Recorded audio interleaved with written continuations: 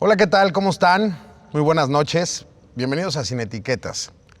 Yo soy Chacho Gallardo y el día de hoy tengo el gusto y el honor de platicar con el maestro Enrique Galindo Ceballos, que es el primer candidato a la alcaldía de San Luis Potosí que nos visita en el programa. ¿Cómo estás, Enrique? Qué gusto saludarte. Muy bien, Chacho. Gallardo de los buenos, ¿no? Gallardo de Puebla de nacimiento. Qué bueno. Qué Encantado gusto. de estar aquí en tu programa, siempre oportuno en tus entrevistas y encantado de estar con tu audiencia. Enrique, es tan fuerte el poder de Morena para tener que hacer una coalición de 4 fuerzas políticas que históricamente parecen ser contrarias, parecen ser adversas. Parece que la historia nos ha contado que fueron adversarias en lo político. Sí, mira, no es tanto la fuerza de Morena. Yo he identificado que hoy, y lo aprendí hace muchos años en la escuela, para tener un país saludable necesitas equilibrios políticos, equilibrios del poder. Y se estaban rompiendo los equilibrios. Creo que había necesidad de organizarnos las fuerzas políticas para regresarle a México, no a San Luis Potosí, regresarle a México el equilibrio que le dé viabilidad como país. No tanto Morena, sino que no se invade el poder ejecutivo con el legislativo o con el judicial, como lo vimos esta semana, donde el ejecutivo le dice al judicial, oye, le dice a un juez, te estás sobrepasando. No, la verdadera teoría del Estado es cuando logras equilibrios, y creo que se estaban perdiendo. Eso es lo que en el fondo trae la coalición, la posibilidad de decir, aquí hay una fuerza política organizada para volver y regresar al Estado mexicano los equilibrios necesarios. De este equilibrio se trata también no dejar que Morena tenga el control del Congreso. Totalmente se trata de que en el Congreso la mayoría hoy calificada que tiene, bien ganada en las urnas, tampoco es criticable, pero esa mayoría calificada que tenga en las urnas, hoy regrese a compartir el poder con las otras fuerzas que se disputan el poder en México. Maestro, 2 maestrías, una maestría, egresado de la Universidad Autónoma de San Luis Potosí. Así es. ¿Eras guerrillerón? ¿Eras porro de la Autónoma? Porro no, guerrillero sí. Te cuento esto, Chacho. Yo nací universitariamente hablando con la Revolución Sandinista. Sí.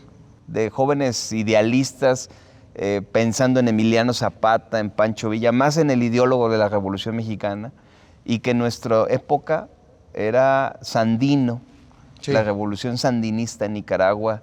Daniel Ortega era un revolucionario más, ¿no? Hoy presidente de Nicaragua.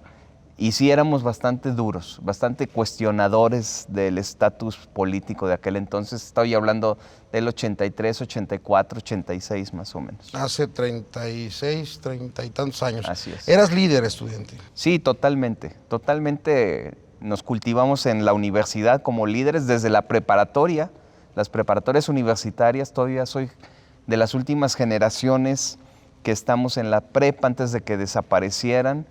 A mí me toca vivir ya en la Facultad de Derecho el momento en que matan al presidente de la Sociedad de Alumnos de Derecho, imagínate. Lo matan en la prepa 1. ¿No? O sea, hay una revolución tan fuerte, tan grande, que cae el rector de la universidad. Entonces, me toca vivirlo, me toca liderar parte de ese proceso universitario.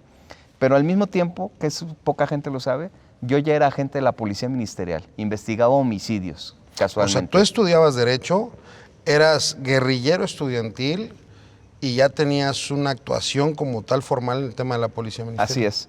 Yo ya era investigador de homicidios, esa es mi especialidad nata, ¿no? Tienes maestría en criminalística, ¿no? Tengo maestría en política criminal, pero soy criminólogo.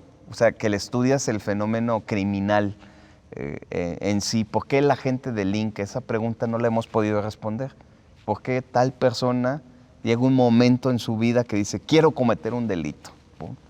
Fíjate, esa pregunta no la hemos respondido. Está complicado. Ahorita me puse a pensar, ¿por qué? ¿Por qué? Sí. Claro. Lo explica la sociología. A veces dicen, es que el entorno social, le explica la antropología, es que las costumbres, la forma de idiosincrasia de las gentes, o le explica la medicina.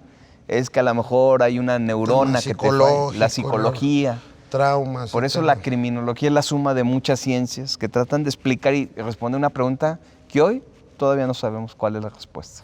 ¿Y esta vocación, o sea, el tema de la vocación policial, de dónde? Fíjate que qué buena pregunta me haces. Yo vengo de una familia de policías, ¿no? Mi abuelo, de parte de mi madre, fue policía, fue miembro del Ejército Mexicano, fue policía, pero también fue político. Yo de él traigo las dos vetas. Sí, él fue regidor con el presidente municipal Javier Silva Steines en el 64. Yo nací en 66. Después fue jefe de la policía, fue regidor en materia de seguridad, o sea, el presidente de la Comisión de Seguridad. Y de ahí nosotros traemos la veta policial, ¿no? Somos de familia, de origen, las dos en la familia, abogados, policías y políticos. Ahí es donde tú llegas. Ahí es donde yo nazco como policía y como político. Oye, por ejemplo, enfrentar al crimen, o sea, porque yo te voy a decir una cosa, yo me dedico a los medios. Entonces, de repente las notas que nos llegan pues, son aterradoras, no más de narrarlas, no más de contar tantos muertos, ataque, balacera, bombardeo. He manejado estaciones en Laredo, en Reynosa, en Victoria, en Tampico, en zonas del valle muy complicadas donde el crimen ha sido infernal. Pero tú estuviste a nivel país. Sí, fíjate que hay que tener sangre para eso. Esa es mi mejor definición. Cuando tienes sangre para eso no te afecta emocionalmente. Sí sientes miedo. No puedo negar que hay veces que dices, ¿tienes miedo? La respuesta es sí, porque eres un ser humano y el miedo es un sensor de tu subconsciente que te dice, aguas, está pasando esto, y le tienes que hacer caso al miedo.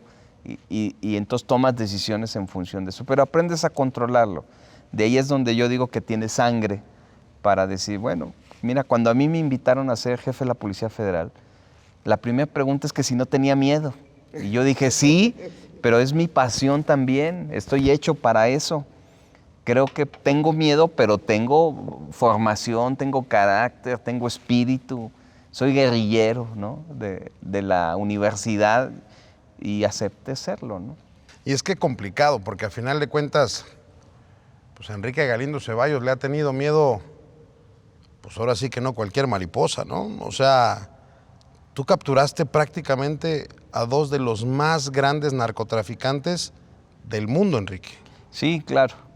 Mira, te diría, si me dejas hacer un recuento. Por favor. En ese sexenio nos planteamos detener a los 122 objetivos criminales más peligrosos del país. Unos que ni sabemos su nombre, ni su apellido, ni su apodo, pero que diagnosticamos como los más peligrosos, 122. En los 4 años, casi 4 años que yo duré en la policía, al frente de la Policía Federal, detuvimos a 107. Entonces imagínate, de Tamaulipas, de Michoacán, de Coahuila, de La Laguna, de Quintana Roo, que decían es que allá no hay, sí había. Combatimos con éxito a los dos grandes grupos delincuenciales de Acapulco. Claro. Uno se llamaba El SIDA y otro La Barredora. Bueno, nomás. Nada más. Y entre ellos, o los Danis y los Cabreras en La Laguna. O sea, no son cárteles famosos, pero claro, eran delincuentes que en una región provocaban un temor enorme. Durísimo, claro. Enorme. Y entonces, en nuestra estrategia, dijimos, sí, vamos por las cabezas, ¿por qué no? Hoy parece que hay una estrategia distinta. En la nuestra era, vamos por ellos, ¿por qué no? Porque tú, digo, para la gente que nos está viendo, que a lo mejor no sabe completa la historia, tú eres el comisionado federal de la seguridad de nuestro país. Damas y caballeros, nada más y nada menos el responsable de cómo sea la seguridad de nuestro país. Así es. Y te voy a decir una cosa, naturalmente el tema del narcotráfico es un parteaguas, es un tema duro en la plática de nuestro contexto, de nuestra sociedad y sobre todo de la realidad en la que estamos viviendo. Entonces, tú tienes que abordar este tema de decir, vamos por las cabezas, claro. Pero tú te echaste la más dura de todas. Cuando yo llego, esta es una reflexión que hice hace unos días, pues todos estaban libres, Chacho. Todos los grandes capos de México, todos estaban libres, todos, de casi todos los cárteles. Y cuando hacemos el análisis decimos, hay que detener ¿de qué grupo? De todos, si no rompes un equilibrio criminal. Y entonces, en la estrategia, en el juego de estrategia, que yo siempre me imaginaba estaba frente a un ajedrez, diciendo, hoy qué piezas vamos a mover, porque si mueves una, beneficias al otro. Caray. Y si mueves al otro, hay un tercero. y no puedes romper equilibrios porque tienes que ser cuidado. Traes al país en tus manos. Totalmente. En materia de seguridad y del tema de la violencia. La seguridad es una, pero la violencia es otra. Entonces no puedes romper ese equilibrio ni mover una pieza equivocadamente porque detonas violencia. Sí. Y pues sí, digamos que como la joya de la corona sí puede ser la detención de Joaquín Guzmán. Pero en otros te diría, por ejemplo, en el caso San Luis Potosí, aquí había un delincuente que no podíamos detener. Cuando yo fui secretario de seguridad. Tuviste una cantidad de capturas a gente que estaba secuestrada. Así es. O sea, hiciste llegar a los maleantes. Yo me acuerdo de esos operativos. Entre 700 y 800 secuestradores detuvimos en 4 años. Que en la historia se ve. No, en la historia. Bajamos el índice en la tasa de secuestros y en la de homicidios, y además no lo digo yo, está publicada la estadística, como nunca en la vida. De 2012 al 16 es cuando hay menores homicidios dolosos y secuestros en México. Pero claro, atrás de ello hay un trabajo muy fuerte. No solo, que aquí me gustaría detenerme, Chacho, no solo operativo policial. ¿Te imaginas lo que es manejar 40,000 gentes, hombres y mujeres? Más de 50 aeronaves, más de 13,000 vehículos, más de 400 instalaciones policiales. O sea, es un ejercicio pleno de administración pública, donde manejas un presupuesto entre los 27 y los 32,000 millones de pesos. A lo mejor los ciudadanos dicen, ¿y esa cantidad qué es? No lo imaginamos. Es un universo de administración pública donde tu mitad de tu cabeza está en lo administrativo, porque es obligado que funcione bien, y la otra mitad es operativo. O sea, si lo administrativo jala bien, tiene resultados operativos. ¿Y tú llevabas las dos? Sí, claro. Es decir, como jefe de la Policía Federal, tenías que tener capacidad de ver ambos mundos, el administrativo y el operativo. Pero en medio, en la gama central, en el abanico central, pues hay muchas cosas que ver, cosas que a lo mejor la gente no sabe. Por ejemplo, hicimos un programa para rescatar a los huérfanos de los policías federales. Cuando yo llegué había unos 220, 230 policías federales que habían perdido la vida. Sí. Y rescatamos a sus hijos. Eso, pues dices, ¿y eso dónde lo acomodo? Pues en medio, donde había que poner especial interés, y hay un programa maravilloso para rescatar a los hijos de los policías que se quedaron huérfanos. ¿Y tú lo instauraste? Lo instauramos, un programa muy bonito. Oye, a ver, voy a hacer un paréntesis. Échale, tú échale. ¿Cómo logras? Estamos chupando a gusto. Estamos chupando tranquilos. Salud. Porque ese sí no lo entiendo. Ese acorde me desafinó la rola. ¿Necesitas tener unos del tamaño del mundo para hacer las capturas que has hecho? Pero necesitas tener un corazón del tamaño del mundo para rescatar perros de la calle. Claro. Para generar una empatía directa con niños de la calle. Para instaurar programas con niños huérfanos. ¿Cómo se hace? Yo creo que... Hasta suspiraste, ¿eh? Sí, hasta me acordé, me emociono con tus preguntas. Porque sí son como dos mundos. Sí, es que es una El dualidad. humanismo por un lado y por otro lado la fuerza del Estado. Que a veces por la fuerza del Estado te critican, ¿no? Pero el humanismo te salva. O sea, cuando a mí me preguntan, oye, estos temas delicados, fuertes, graves, yo me acuerdo de los otros, ¿no? El rescate no solo, de verdad, no solo de los hijos de los policías que perdieron la vida. No, hubo mira, te cuento un programa maravilloso. Hicimos un programa de cartas. Se llamaba Cartas a un Policía. Y escribió, me acuerdo, el primer lugar del primer año, lo hicimos 3 años consecutivos. Y es una carta la que gana de una mamá que le escribe a su hija. Y le dice, y la carta estaba hecha en manuscrita, en una letra muy bonita, ¿no? Una señora grande.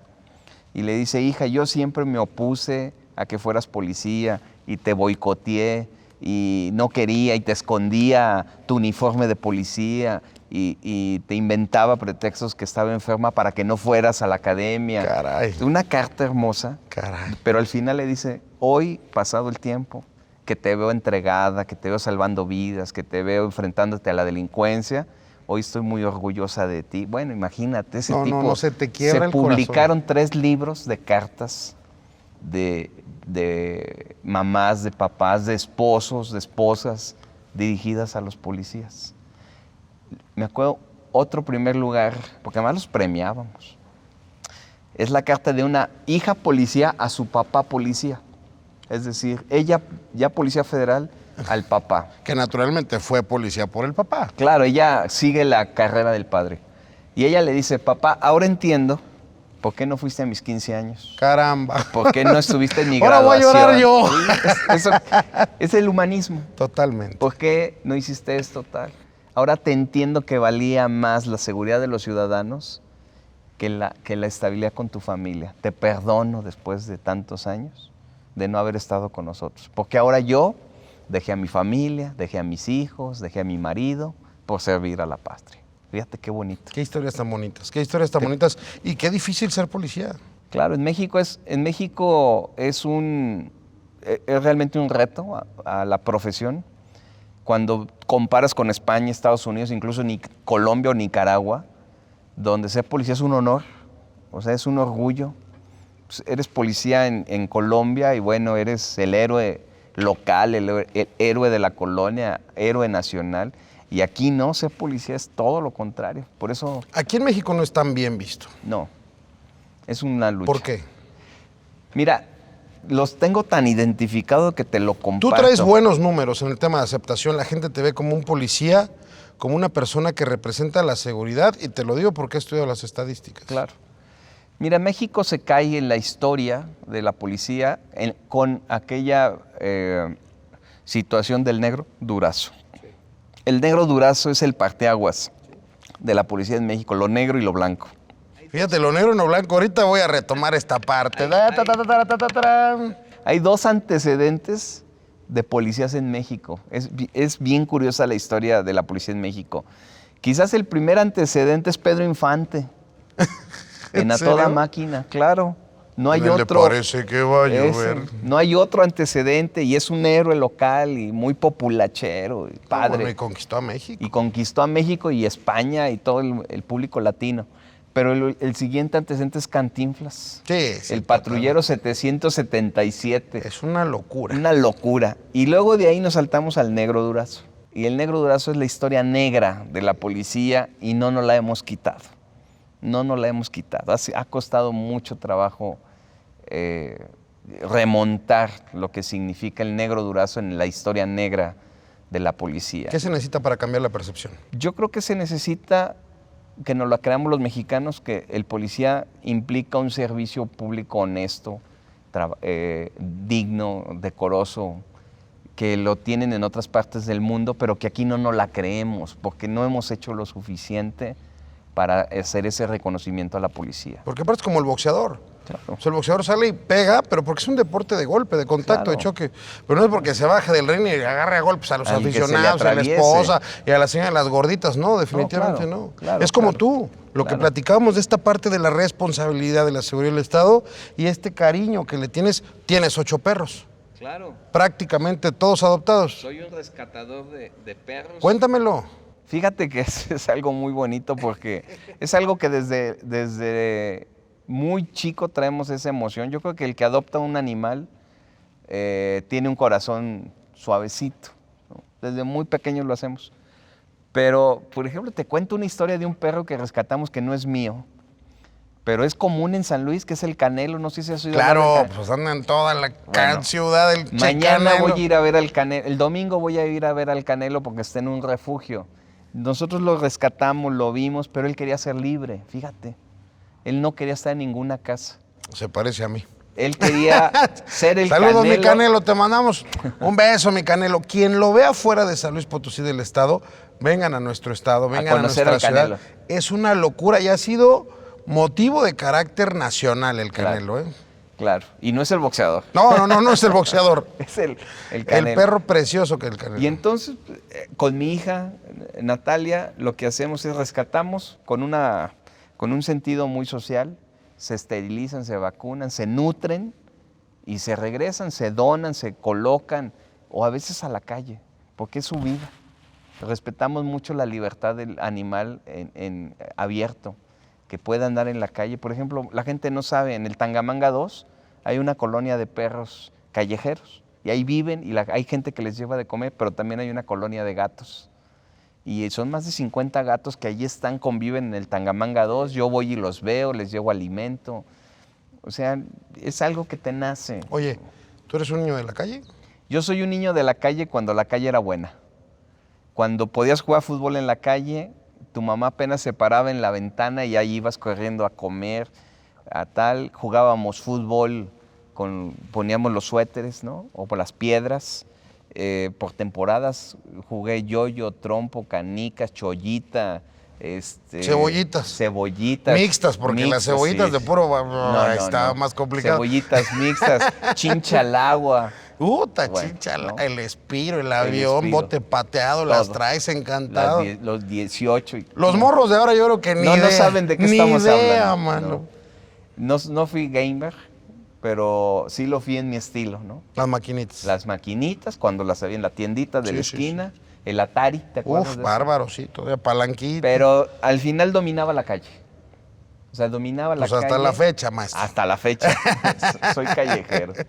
Oye, cuéntame un poquito, ya hablando en temas políticos, porque te vemos muy activo, pese a que todavía no empezamos el tema de la campaña.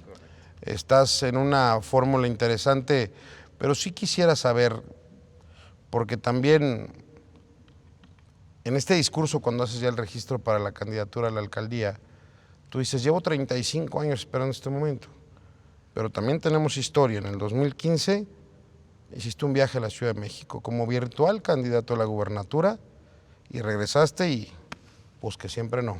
Correcto. Va el güero. Correcto. Y luego te vas para el Senado y pues que mi siempre compadre no. Luis Mabo. Y ahora vienes, y en esta estrategia también se hablaba un poquito que era la candidatura a la gubernatura. Y llega la parte de la alcaldía en una fórmula de coalición que entiendo puede ser un tema de repartición nacional por el Sí por México. A lo mejor ya te estoy dando la respuesta y estoy mal. ¿La alcaldía es lo que tanto esperabas después de 35 años, la alcaldía de San Luis? No, fíjate, qué pregunta tan interesante, así como me la planteas. No, yo esperaba la participación política electoral. Porque aparte es tu primer candidatura. Exacto, esa es la respuesta.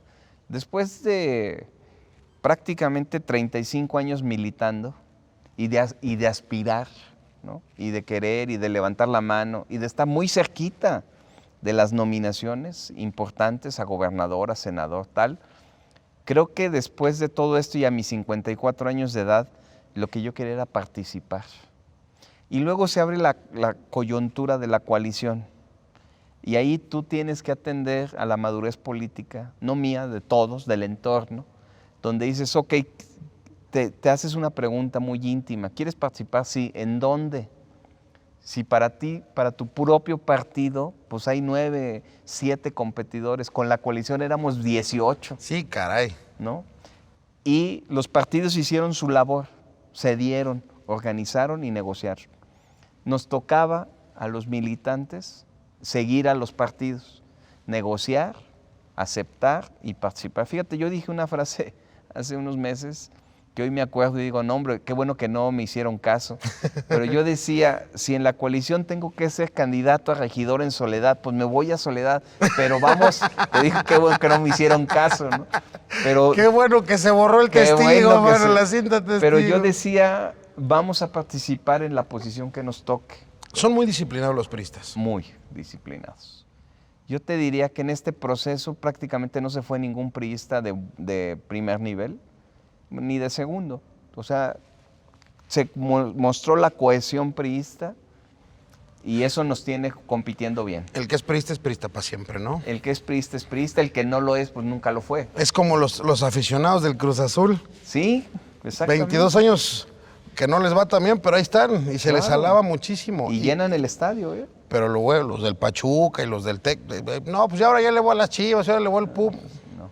Creo que esa también ha sido una de las partes que se tiene que aplaudir, ¿no? Siempre claro. has estado con el verde, blanco y rojo, ¿no? En el revolucionario institucional. Siempre. Entre que nací ahí, es mi cuna política. Fíjate, yo explico esto así, Chacho. A mí, uno cree que la revolución te hizo justicia cuando tienes un cargo de elección. Yo sostengo que a mí la revolución me hizo justicia en el momento en que nací en el Seguro Social, una institución postrevolucionaria de las instituciones que construye el PRI, estudio en escuelas públicas, toda, el kinder, la primaria, la secundaria, la facultad, la maestría. Trabajo en instituciones públicas desde muy joven, policía ministerial, auxiliar del Ministerio Público, director jurídico de la Policía Ministerial, jefe de la Policía Ministerial, director de Seguridad Pública Municipal, secretario Estatal, de Seguridad, federal. y luego me voy a lo No, federal, bueno. y luego me voy a lo internacional. Pues a mí la revolución ya me hizo justicia. Traes una locura de currículum, hermano. Gracias. Pero en serio, o sea, eso ya te me adelantaste, pero ahorita vamos a eso. La verdad es que es para explicar que yo creo que este país me ha dado tanto que yo tengo que regresarle algo. Y San Luis Estado me ha dado tanto que no podía ser ingrato y decir, ay, háganse bolas y me voy a dividir. No, al contrario, vengo a sumar. Y traigo un ejercicio de suma desde hace 5, desde hace 3, desde hace muchos años. Y hoy he podido hoy voy a participar y voy a ganar, además. Eso. Cuéntame la neta, me da un chorro de curiosidad. ¿Qué pasó en ese viaje a México? Porque el Güero Carreras era el quinto en la lista. Sí. Cuarto, quinto. Mira, yo creo que te platico lo que a mí me pasó mejor. Neta de compas. Sí, claro, aquí es en exclusiva. O sea, para sin etiqueta. Sin etiqueta.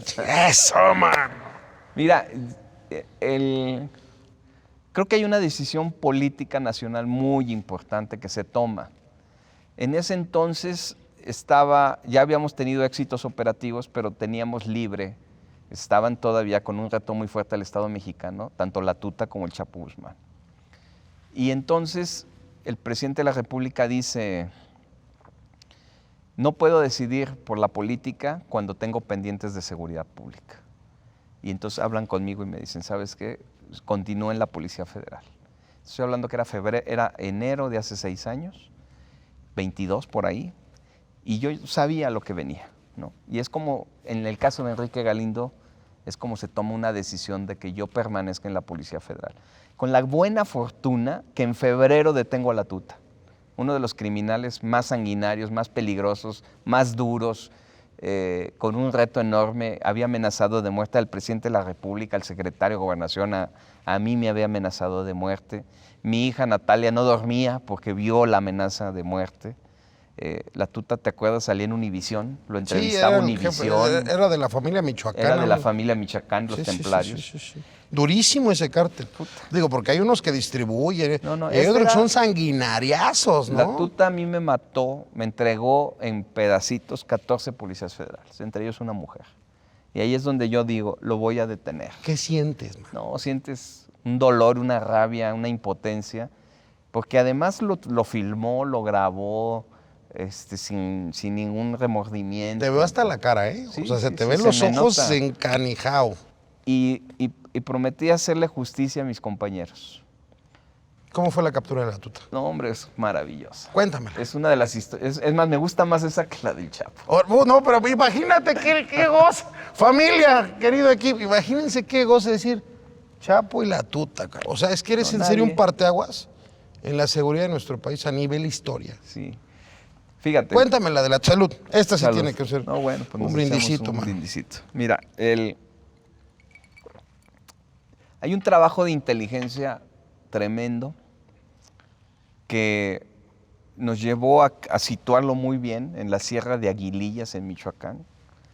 Michoacán, tú recuerdas esa No, época. bueno, aparte, qué zona, man. Incendiada, todos los días había vehículos incendiados, calles cerradas. Nosotros sobrevolábamos Apatzingán y la gente, había un sitio del crimen organizado, tenían sitiado Apatzingán. Pues la gente se subía a las azoteas con cartulinas y decía, tenemos hambre, porque no entraban alimentos, no entraba nadie. La única manera de entrar por aire, ¿no? Y el sitio, Apatzingán no es una ciudad pequeña, es como Ciudad Valles, o sea, es grande, pues. Claro. Y es cuando empieza el operativo para poder intervenir, y ahí es donde nos fijamos de tener, no solo a la Tuta, eran 14 líderes de los templarios. No. O sea, no era uno, pero por otro lado estaban los autodefensas.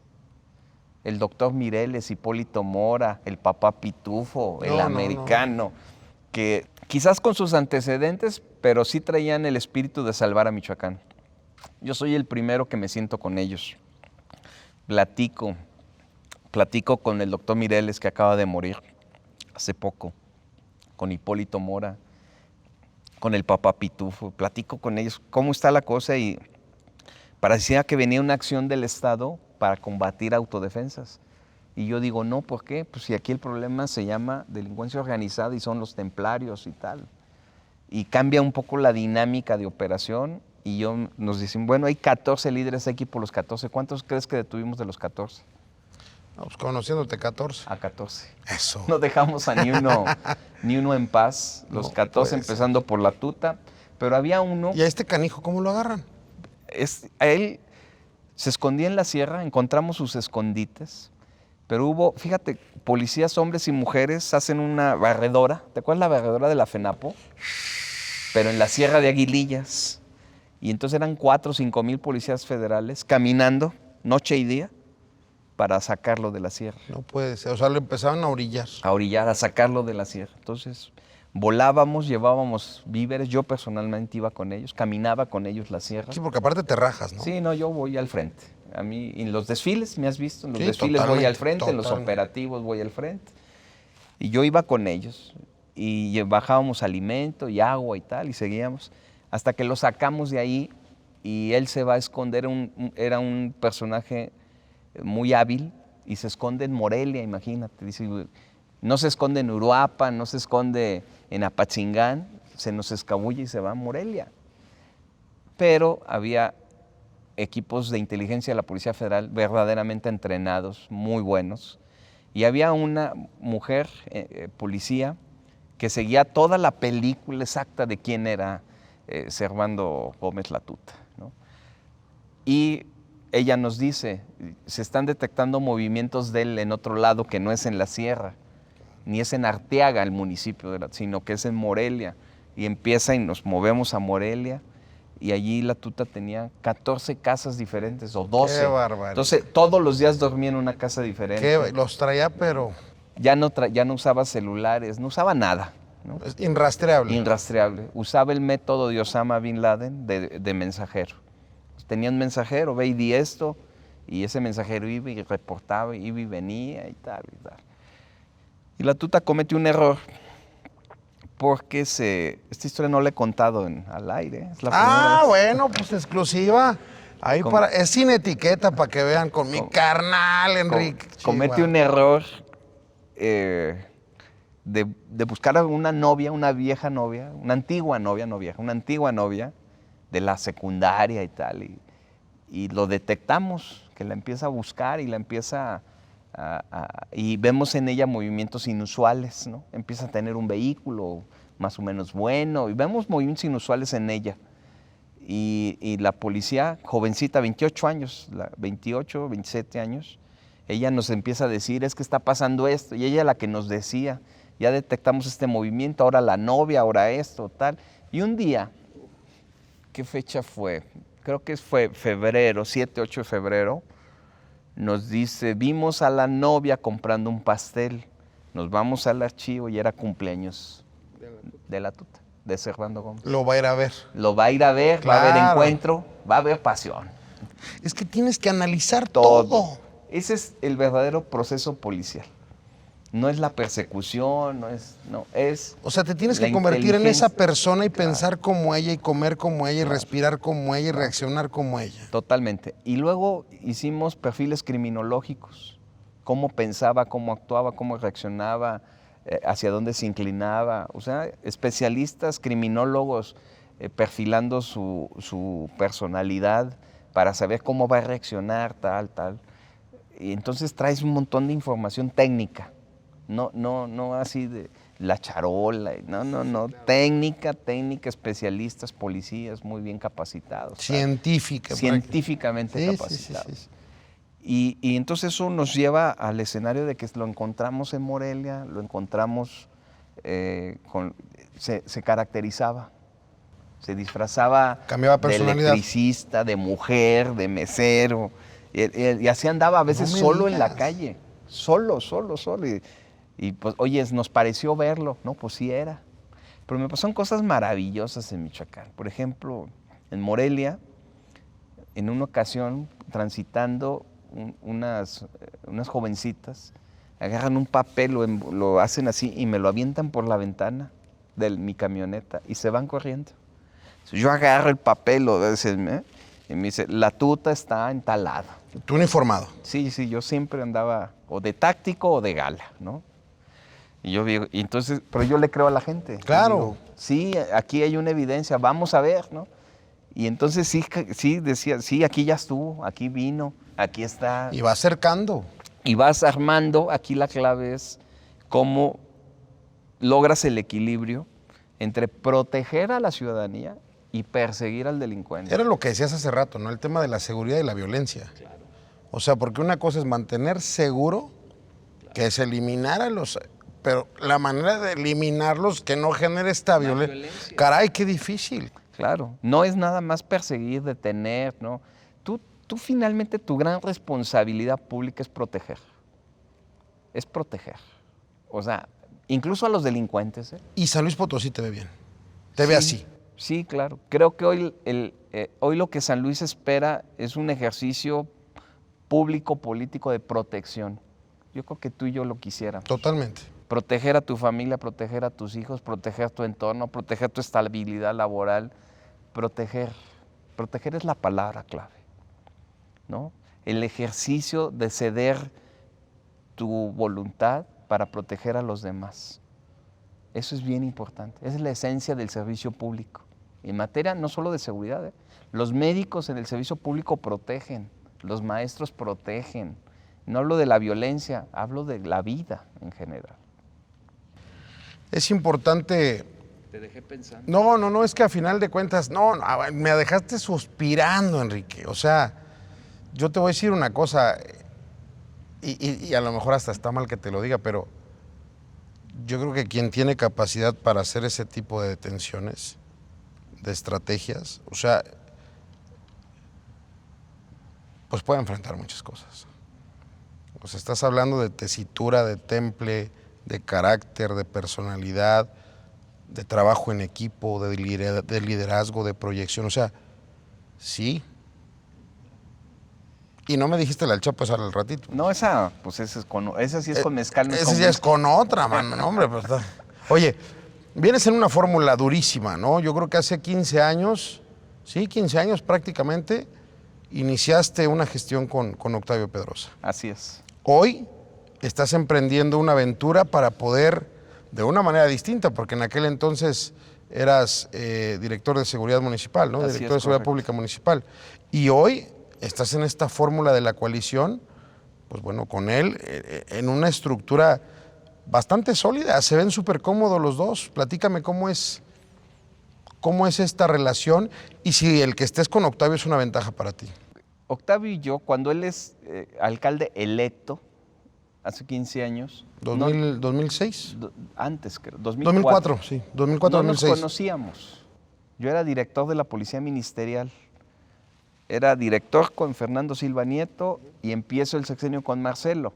Empiezo en septiembre y don Marcelo me invita a quedarme como director de la Policía Ministerial. Pero yo no sentía la química. Para ser jefe de la policía necesitas a tu jefe muy contigo. Y yo no conocía bien a don Marcelo. Hoy es un gran amigo. Y conozco a Octavio, me lo presentan y me dice, ¿estás dispuesto a hacer el brinco de la ministerial a la municipal? No es bajar. Le dije, no, es servir al final. Sin saber cómo iba a suceder las cosas. Empezamos el proceso, nos llevamos demasiado bien, nos ensamblamos como servidores públicos, nos leíamos el pensamiento. ¿Quién iba a pensar, por ejemplo, que en aquel entonces certificó Octavio 18 o 20 procesos de calidad ISO 9000, que es muy difícil eso, pero de todos los procesos, 6 fueron de la policía. Certificamos en calidad el departamento de tránsito, la barandilla, el departamento de peritos, las áreas de más corrupción. Pero era algo que ya Octavio y yo nos veníamos llevando muy bien en el ejercicio del gobierno. Llevamos un programa que se llama Comandancia Itinerante, que hoy se recuerda en las colonias. Empezamos en la 21 de marzo. Y era un lugar donde además nos mataron a uno de los servidores públicos que se encargaba de atender a los grupos de chavos banda. Y los chavos banda lo mataron, un día lo desconocieron. Y ahí empieza el programa Comandancia Itinerante. ¿Qué significaba? Que yo instalaba mi oficina en la 21 de marzo. Ahí la instalé y llevé a 200 policías. Que estaba complicadita estaba la zona, muy ¿no? complicada. Sí, los bárbaro. cobras contra los, no me acuerdo la otra pandilla. Tercera generación de pleitos entre pandillas. Y terminaba el ejercicio, empezaba un jueves, terminaba el domingo. Y firmaban acuerdos de paz, imagínate. Las dos pandillas, las mamás, las jefas, la mamá del grupo y la mamá del otro, se juntaban, firmaban acuerdos de paz, hacíamos intercambio de armas con nosotros, nos daban sus puntillas, sus machetes, tal, y nosotros les entregábamos becas, boletos para el fútbol, boletos para los antros, hacíamos un montón de cosas. Y Octavio cerraba el sábado, comíamos con la comunidad, y entonces resolvíamos un montón de cosas, temas de alumbrado público, de comercio, de parques y jardines, de limpieza, no solo de seguridad pública. Ese programa tuvo un premio nacional del CIDE. O sea, funciona la fórmula. Funcionó, y ahí es donde Octavio y yo nos ensamblamos como un equipo de trabajo muy fuerte. Imagínate al alcalde de aquel entonces, que se inundó San Luis por varias veces, andando en las colonias con el agua hasta las rodillas o más arriba. Sí, sí, hay fotos históricas. Y todo así. el gabinete atrás de él. Yo me acuerdo un día en particular, en las Julias, si no recuerdo mal, y nos bajamos de las camionetas y él dijo, espérenme aquí. Y él se metió al charco y ahí va. Y yo, pues, ¿cómo espérenme? Pues él es el alcalde y yo el jefe de la policía. Vamos. Ahí vamos con él a rescatar un señor que... O sea, eso te genera identidad. Claro. Somos iguales, seguimos a un líder. Octavio no era nuestro jefe, era un líder. Sí. Generó un liderazgo en nosotros, y hablo del gabinete de aquel entonces, pero en mí genera un respeto al liderazgo de Octavio. Entonces, hoy que somos fórmula política, que competimos por algo, pues la verdad es que nos vemos y ya sabemos qué va a decir uno y qué dice el otro. ¿Y cómo ves las fórmulas contrarias? Por ejemplo, la doctora con Javier Nava, Ricardo Gallardo con Leonel Cerrato. ¿Cómo te ves ante ellos? Mira, yo creo que somos una fórmula muy fuerte, nada más por este proceso de identidad de años. Por ejemplo, salvo tú, que estás muy metido en los medios, yo he visto muy pocas fotos de Javier con la doctora. Es más, no tengo en mente más que... No, ninguna. Sí, creo que el día nada más del arranque de la campaña en la gubernatura. Creo que ahí. Y de Leonel con Ricardo, también Pues nomás muy cuando lo pocas. presentó en el partido. El día que lo presentaron allá afuera del Verde, y no hay más. Sí, sí. Y yo creo que la gente sabe bien que para gobernar San Luis Potosí, Estado y Capital, necesitan una fórmula así, que se lleven bien, que haya química, que haya comunidad, que haya comunión, y que podamos hacer las cosas. Hace mucho en San Luis no se ve eso, hace mucho.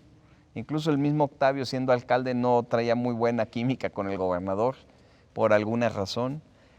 Hace mucho no se ve esto, y eso es muy prometedor para San Luis Potosí, para la ciudad de San Luis Potosí más. Hablando de las líneas contrincantes o de los partidos opuestos a ustedes, ¿cómo ves a Javier, particularmente en el tema de Morena?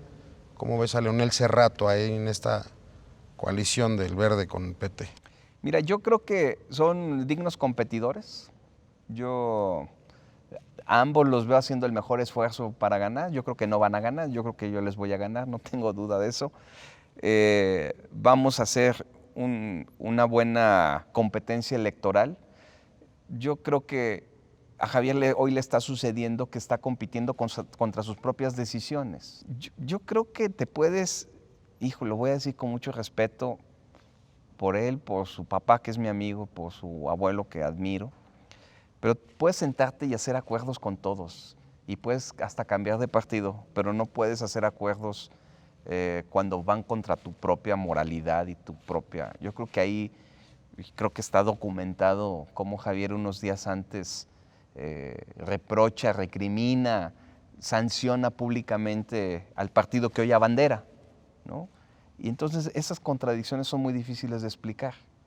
Entonces habla en el fondo pues, de un interés eminentemente particular, no sé si bueno o malo, que lo juzgue la sociedad, pero habla de un interés eminentemente particular, de decir yo quiero ser porque quiero y punto. Yo creo que esa decisión es compleja. Y para la fortuna de Leonel, que también es mi amigo y lo quiero mucho, pues también hay días en que tomó un discurso muy agresivo contra el que ahora es su compañero de fórmula. Yo no me imagino acompañando a Octavio en la fórmula cuando quizás 10 meses, días antes de decirle una serie de cosas, ¿no? Claro. Yo no me sentiría cómodo, sería incongruente, me costaría trabajo enarbolar porque entonces estaría no engañando a la gente, sino a mí. Y este ejercicio hoy la ciudadanía premia la lealtad, la fidelidad, la congruencia, porque si no, ¿en función de qué haces una oferta política? Se habló mucho de que estabas cerca, por lo menos en pláticas, de alguna candidatura por Morena, ¿es cierto? No, mira, te voy a decir, es un proceso muy padre, por eso viene el blanco y negro, porque el blanco y negro de mi precampaña, porque yo tengo la fortuna, y lo digo con respeto, de que sí hay gentes de Morena, tú conoces muy bien cómo es Morena, hay 10 grupos y 10 disidencias. Sí.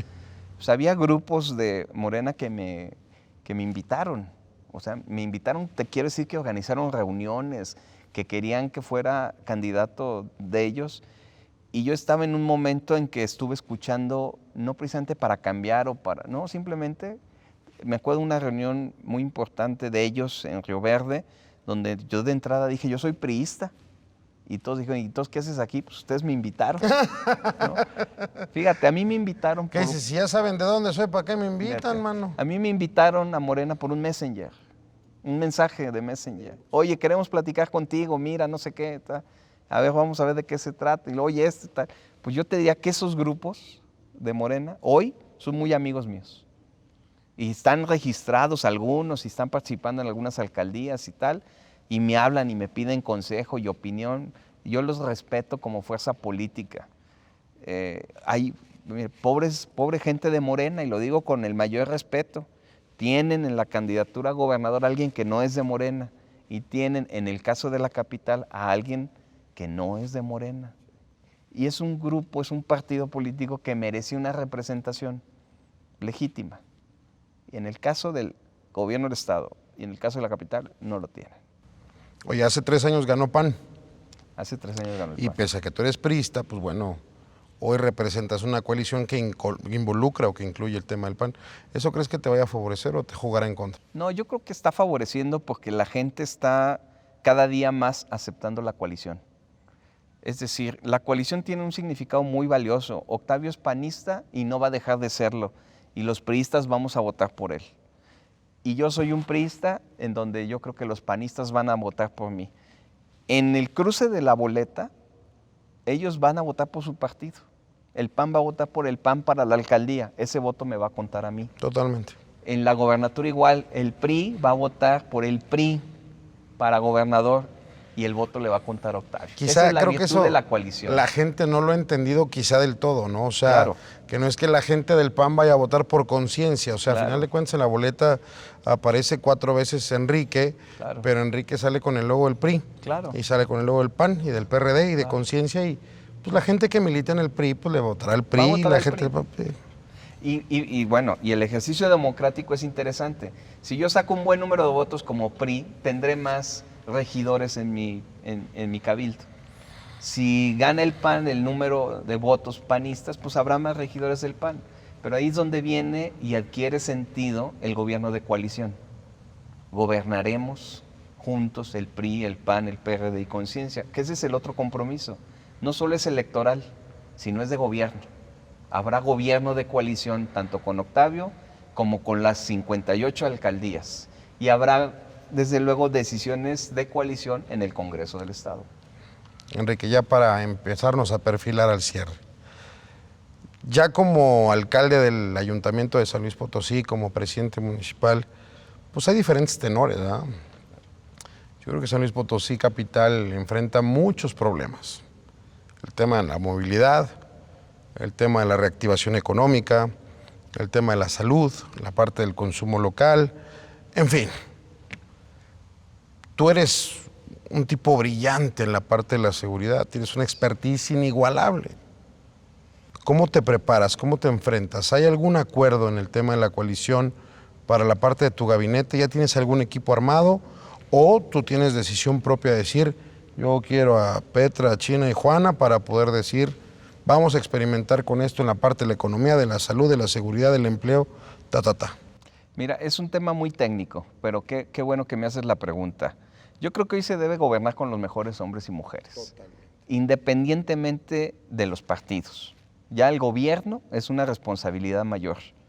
Es decir, las responsabilidades públicas tienen especialistas ya muy claros. Yo no puedo hablar de movilidad sin tener a los expertos más calificados sobre el tema de movilidad, urbanismo, etcétera. No podría gobernar sin los expertos más calificados en materia de seguridad o en el tema de desarrollo urbano. O sea, son materias tan sofisticadas que no las puedes improvisar. Y yo creo que esa es hoy una garantía que yo le doy a los ciudadanos. Gobernaremos con los perfiles más técnicos, no con los más políticos. Eso lo está entendiendo muy bien el PAN, lo está entendiendo muy bien el PRD, Conciencia y el PRI. Octavio tiene la misma visión, gobernar con los especialistas, no improvisar, no pagar favores políticos con cargos cuando son temas extremadamente técnicos, porque queremos de verdad trascender como administración, tanto en el gobierno municipal como en el estatal. Eso debe darnos garantías, eso debe darnos la seguridad de que se tendrá que hacer así. Por ejemplo, yo le he platicado con el PAN y le digo, ¿cómo vamos a definir gobierno de coalición? Y una de las reglas es ternas, pero ternas con perfiles especialistas. Y yo creo que eso le da garantía a los potosinos que van a estar gobernando los mejores hombres y mujeres que hay en San Luis Potosí para la materia. Oye, ¿al PAN cómo lo ves después de lo de Javier y de lo de Octavio? La neta, ¿se fracturó, no? Porque, digo, a final de cuentas, yo creo que el PRI ha estado muy alineado, mis respetos. Sí. O sea, después de que se veía o se pensaba o se predecía que el PRI iba a tener una caída durísima, yo te lo digo con todo el corazón del mundo, de manera neutral y apartidista, yo veo que el PRI hoy por hoy es la estructura probablemente más sólida que tenga la coalición. Claro. Y no así el PAN, que era como la parte principal de quien fuese la representación de esta coalición, ¿no? Mira, yo he aprendido algo a lo largo de mi historia política, y te lo voy a decir, yo no lo he oído a nadie, no sé si sea original mío, pero es una idea que traigo. Ahí regístrenlo, muchachos, ahí para los derechos. Si no, para los derechos de autor. Pero cuando alguien se va a los partidos, se va solo. Sí. Y ahí están las muestras. Panistas se fueron algunos y se fueron solos, al propio Juan Manuel hace 5 años, imagínate lo que él enfrentó, y es gobernador. Hace 6 años a Juan Manuel se le fue el presidente del PRI, que era nuestro amigo Calolo. Sí. Calolo era el presidente del PRI cuando sale la candidatura de Juan Manuel. Se va nada más y nada menos el presidente del PRI a ser candidato a gobernador por el PRD y gana Juan Manuel. Sí, claro. Esa elección es muy de Juan Manuel. En mi caso pasó esto, no sucede nada, cuando te vas solo, te vas con tus amigos, pero el PRI no se va, el PAN no se va. Las militancias es como lo dijiste hace rato. De los equipos, ¿no? El que le va al Cruz Azul, le va al Cruz Azul. Y no porque llegue el Cepillo Peralta a las Chivas, ya le dejes de ir, claro. Claro. Y el mismo ejemplo del fútbol funciona en la coalición. Que eso lo platiqué en una borrachera, y ahorita es de la selección, ¿sí o no? Es lo de la selección. Ahorita te la voy a rebatir, porque yo me acordé de eso. A ver. Pues es que es la verdad, cuando juega la selección, pues te emocionas. Lo ¿no? que pasa, y yo lo que dije en la borrachera fue, sí, pero la selección juega contra los equipos del mundo. Claro. Y el América juega contra la Liga de México. Claro, pero aquí nosotros, que creo que somos los seleccionados más importantes. ¿Verdad? Está buena, ¿va? No, está bueno el debate. Está bueno el debate. Sí, pero a final de cuentas, sí, digo, lo platiqué porque pues, justamente sale un análisis de eso, de seleccionar a los mejores jugadores para formar una representativa nacional. Claro. Y hoy encabeza un proyecto que creo que es una realidad que nos ha sorprendido a todas y a todos, porque yo creo que sí, lo más importante y lo que creo que nos ha levantado los ojos de pestañas a todos es ver el orden y la coordinación que se está teniendo. Y yo lo digo de manera externa, no estoy diciendo, venga la coalición y arriba No. Claro. Pero es como ver jugar a uno de las Chivas, con uno del Pumas, con uno del Cruz Azul y uno del América, y que se abracen y se besen y se agarren de las manos y que los cuatro rematen a la misma portería. Y qué admirable, y lo digo a bien, que esté funcionando de esa manera, porque creo yo que cuando hay un fondo del bien hacia un estado, hacia un país o hacia un proyecto que permee o que busque generar ideas que puedan posicionar un proyecto, por el bien de todas y de todos, eso se alaba. Claro. Mira, digamos que es un ejercicio de madurez política ante el escenario que hay. Los potosinos lo entendimos, los partidos lo entendimos y los actores políticos lo entendimos más todavía. Fue ceder. Imagínate que yo me aferre a ser candidato a gobernador. No, hoy estoy jugando una posición con mucho honor, con mucho orgullo, que es ser aspirante abanderado de la coalición para la alcaldía. Y es de mucho orgullo, hay que entenderlo, es de madurez. Y creo que aprendí que este momento me toca jugar esta posición y la voy a jugar a morir y la voy a jugar con muchas ganas, ¿no? Y creo yo que Nos tendrás puede ir muy bien. buenos resultados. Qué bueno, gracias. Te voy a hacer 2 preguntas más, si me lo permites, Claro, y la de sin etiqueta. que échale. ¿El país estaba mejor con la Gendarmería o con la Guardia Nacional? No, ¿Y por qué? yo creo que estaba mejor con la Gendarmería como parte de la Policía Federal, como una institución que nace desde 1928, ¿no? La Gendarmería es del 2015, pero la Policía es del 1928, 90 años tenía cuando desapareció. Y eso te da identidad de toda la vida. Cuando desaparece, rompes la identidad. Y romper la identidad en un cuerpo de policía es olvidar la historia, los protocolos, los himnos, los cánticos, el honor y todo eso. Yo sí creo que hay una equivocación en la decisión de desaparecer una y crear la otra, así nada más. ¿Hay riesgo en la militarización del país? Sí hay riesgo, por supuesto que lo hay. Y te voy a decir una cosa, no porque sea malo la militarización, es como lo dije al principio, tiene que haber equilibrios. Entonces, ¿cuál es el equilibrio del ejército? Que son mis amigos, los admiro y los quiero. Por la fuerza civil, la policía, ¿no? Cuando rompes ese equilibrio, lo que estás logrando es que el poder se concentre en un solo. No deja de ser un asunto de poder. ¿Y de dónde están los ejes del poder? Yo creo que para que este país siga creciendo sano, necesita afinar sus equilibrios de poder. La penúltima, ya después la de sin etiqueta.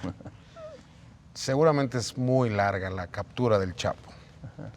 Pero tú fuiste quien le mandó la fotografía a Osorio Chong, ¿no?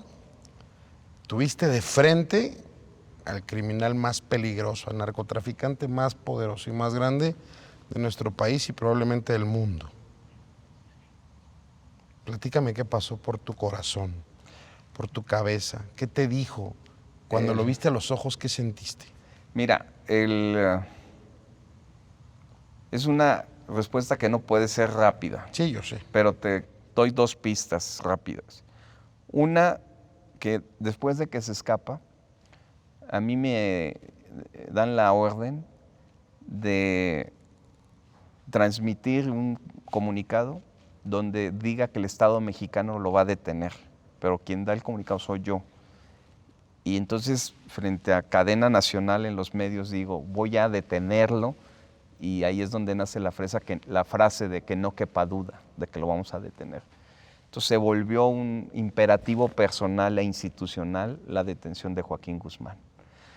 Cuando lo detengo, claro, el primero que descansa emocionalmente soy yo, porque fueron 6 largos meses de persecución en donde yo había, en voz del Estado mexicano, yo había prácticamente retado al delincuente más buscado en el mundo. El más buscado era Osama Bin Laden. Los americanos ya habían hecho su trabajo y el número 2 sube y es Joaquín Guzmán. ¿Qué siento yo? Una gran satisfacción por México, por mí, por mi familia. Descanso, digo, bueno, ya mi familia va a estar más tranquila, que fueron 6 meses verdaderamente complejos, ¿no? Retas a un delincuente de ese tamaño, pero al final de cuentas está libre y sabe, porque lo dijiste en cadena nacional, que tú lo estás buscando. Entonces, en el momento en que esto sucede y se logra, hay una tranquilidad, hay una paz. Y te voy a dar algo para Sin Etiqueta que poca gente sabe. A mí me gustan las artes plásticas y yo pinto. No soy bueno, pero me gusta. Es mi mecanismo de tranquilizar el alma. Y los momentos especiales pinto cosas. Y el día que detuvimos a Joaquín Guzmán, ese día pinté. Y tengo un cuadro que le dediqué a ese episodio de mi vida, como un momento de sentarme conmigo mismo frente a un lienzo en blanco, Wow. agarrar una serie de materiales y expresar pictóricamente lo que estaba sucediendo. Wow, no, Entonces, esas son cosas de la intimidad de Enrique Galindo que hoy comparto en tu programa. Muchísimas gracias, maestro. En serio, pues ya la verdad es que ya me gustaría hasta abrir el capítulo 2, mano, porque hay un chorro, en serio. Mucho que hablar. Te agradezco infinitamente el tiempo, la atención, esta gran humildad, esta gran sencillez que tienes. Gracias. En tu persona. Y te lo digo como he tenido a muchas personas en esta silla enfrente. Yo creo que esta responsabilidad de poder platicar con todas y todos los candidatos y candidatas que pueden representar el gobierno de nuestro estado, la alcaldía de nuestro municipio, para nosotros como en esta estrategia de comunicación es fundamental poder proyectar esto. Y hoy me ha maravillado conocer a un gran ser humano con una responsabilidad importante. Te agradezco muchísimo el tiempo y te deseo todo el éxito del mundo. Sé que tienen un proyecto bastante fuerte y sobre todo que venga lo mejor para nuestro estado. Para San Luis, claro. Y para San Luis Potosí. No, te agradezco yo a ti el espacio, la oportunidad. Fíjate qué interesante es venir a una entrevista donde no vienes a demostrar supremacía, dominio, sino vienes a charlar con un amigo. Gracias. Y a charlar con tu audiencia, que además cada día es mayor. Muchísimas cada gracias. día es más participativa y hoy me hiciste sentir en casa, por eso abrí capítulos de mi vida profesional en este espacio que creo que valía la pena contarlos. Muchísimas gracias, eres de casa. Te agradezco mucho. Te agradezco el tiempo. Gracias. El maestro Enrique Galindo Ceballos, muchísimas gracias. Que tengan una excelente noche.